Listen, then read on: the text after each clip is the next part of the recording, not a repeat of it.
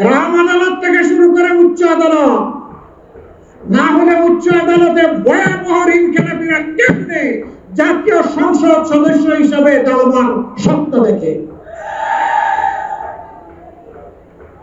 জনগণের টাকা নিয়ে পেটের ভিতরে রেখেছে। এই মাইক আপনি থামেন, আপনাকে মাইক দিতে বলছে কি? আপনি থামেন তো। কি রে ভাই এটা? আর মাইকে কোনো কথা বলবেন না, বসেন, আপনি বসে যান। জনগণ দাঁড়াবে বসবে, এটা তাদের ইচ্ছা। লেট দেম ফ্রিডম, তারা যেভাবে কমফর্ট ফিল করে সেইভাবে শুনবে।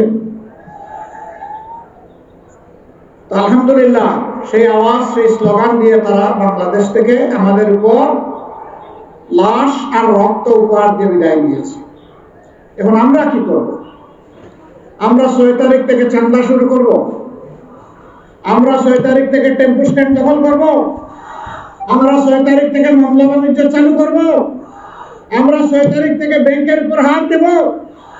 আমরা 6 তারিখ থেকে মা বোনদের গায়ে হাত দিব? এই বাংলাদেশ এখন আর আমরা চাই না। আমাদের সন্তানেরা বলে গেছে এই সমস্ত নোংরামিকে লাল কর, এগুলো আর ফিরে আসতে দেওয়া হবে না। আজ বাংলার মানুষ জেগেছে, তরুণ যুব সমাজ জেগেছে, মা বোনেরা জেগেছে। তরুণরা ইতিমধ্যে তাদের রায় জাতিকে জানিয়ে দিয়েছে। ঢাকা বিশ্ববিদ্যালয় থেকে শুরু আর জগন্নাথ বিশ্ববিদ্যালয়কে আপাতত থেকেছে। পাঁচটি পাবলিক বিশ্ববিদ্যালয়ের রায় দিয়ে এদেশের তরুণ ছাত্র সমাজ বলে দিয়েছে, লড়াই করেছি ন্যায় এবং সত্যের পক্ষে, কোন চাঁদাবাজ এবং দুর্নীতিবাজের সঙ্গী হওয়ার জন্য নয়।